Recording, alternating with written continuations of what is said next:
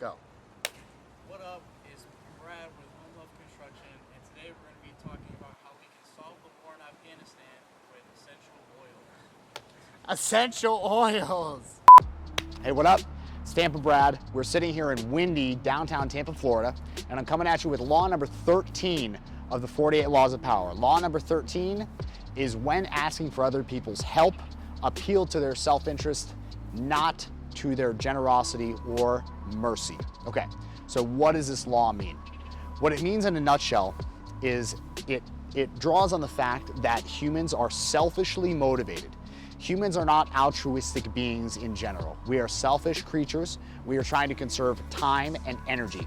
We don't want to do more than we have to do to get the basic things we need to get by. That's why so many people live in poverty. That's why so many people fail to achieve their hopes, their dreams. It's because we're selfish, reptilian in a way creatures. And so what that implies is that if you need someone to do something for you, you need to show them why it selfishly benefits them, not that they should just do it just to help, okay? And I see so many people screwing this up. They get into this high school principal, vice principal, by the way, high school vice principal mindset of they should just do it because it's just the rule. Like, it's the rule, so they should follow the rules. No, fuck the rules. Nobody gives a shit about the rules in the real world, okay? Wake up call. Wake up call, nobody cares about what the rules are, okay? They want to know, what is the cost if I do this? What is the cost if I do not do this? What is going to be easier for me in the short or long run, depending on the person, whether they're short-term or long-term focused, okay? What that means is, if you need something from someone, you can't be, hey, can you help me out just because you're my friend? Like, can you help me out because you're my buddy, because you're my pal? Like, because I did that other thing for you that one time and over in the place with the people. You need to give people, if you need something from someone, you have to give the person a specific reason why they should do that thing for you or give you whatever you need from them. It can't be vague, it needs to be specific, and it needs to selfishly benefit them. I'll give you an example.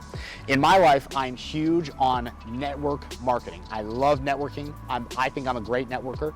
Some people may beg to differ. I think a lot of people would agree. I've made a lot of great friends through networking.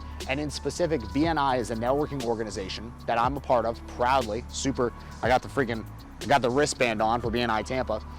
We're in a great region for it, and a lot of people are super interested in BNI where we live. Now, a BNI meeting is structured to get visitors in the door, visitors whose trades are not yet occupied. It's a seat-specific kind of thing. We get visitors in the door, and then we run a meeting so that the visitors are enticed to join the chapter. You want to entice visitors to join the chapter because as your chapter grows in number of people, everyone makes more money. The average seat value of dollars passed in referrals for a 50-person chapter is literally half that of a 100-person chapter. And follow closely, per seat. Say, for example, in a 50-person chapter, you would pass, I don't know, $40,000 in business per person. In a 100-person chapter, you don't just double the number of business passed, you double the number of business passed per person. So if in a 50-person chapter you pass 40 grand each, what is that, 800,000 a year or something like that? In a 100-person chapter, you would pass 80 grand each, which would actually be 8 million. I think I did that math wrong, but whatever, it doesn't matter. You get the point. 4 million, I think 8 million. So the actual benefit of getting more people in the room benefits everyone. But you can't say that to the person walking in the door. You can't be like, hey, we're all gonna win if you join the chapter, so do you wanna join? What you have to say to them is, hey, join this chapter and it's raining on us. We're gonna continue this inside in just a moment. We had to jump inside because we didn't want to get hit by lightning.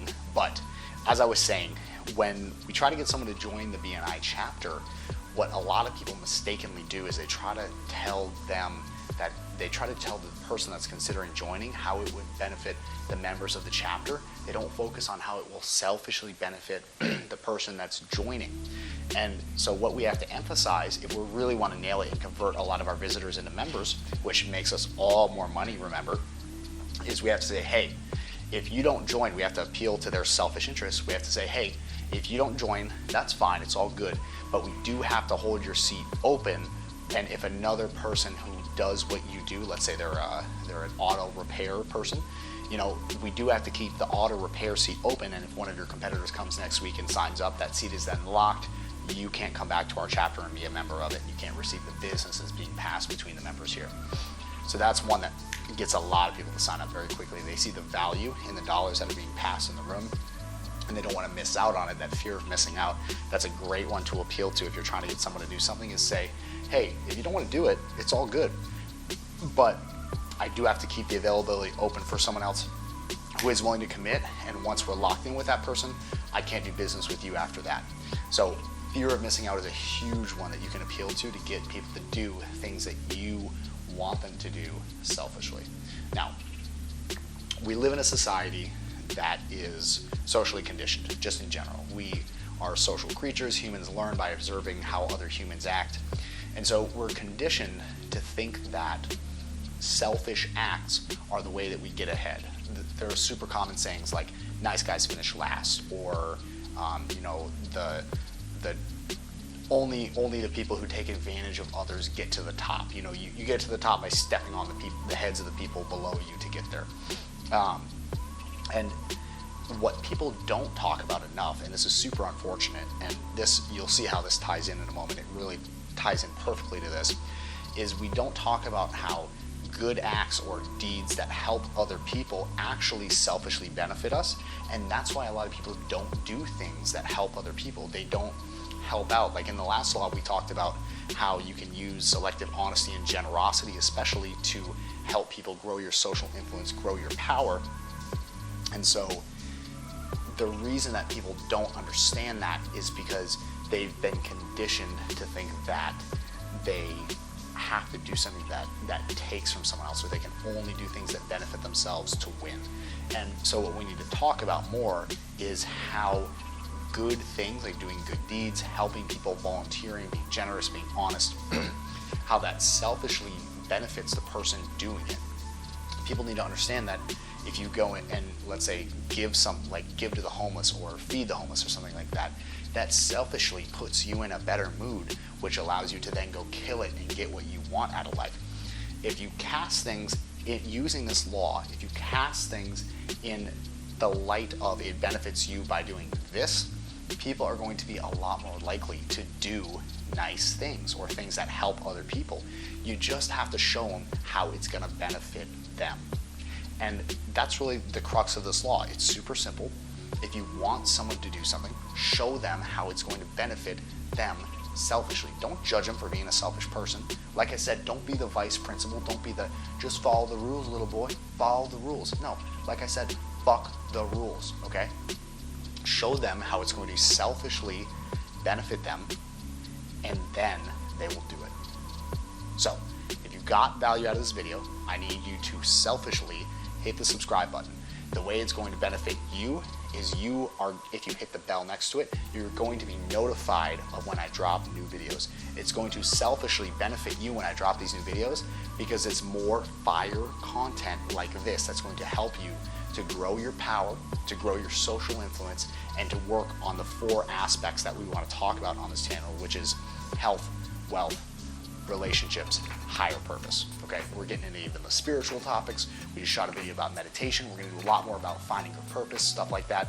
I'm super fired up about everything that's coming out on this channel, and you should be as well. That's why you need to be subscribed selfishly, not because it benefits me.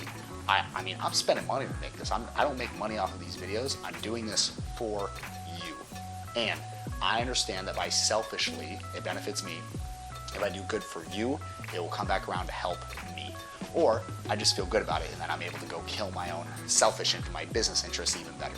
So subscribe to the channel. Also, follow me on Instagram at Tampa Brad with the little lower third in there. That's where my day-to-day updates, and there's a lot of fun and shenanigans stuff that goes on there. If you want to really get to know me, that's the way to do it. Instagram, you can DM me. I answer. I mean, I don't have that many followers, so I answer all my DMs. It's not weird. So hit me up on Instagram. I look forward to hearing from you. Let me know that you're getting value out of these videos. And I'll see you in the next one for Law Number 14 very soon. Thanks for watching.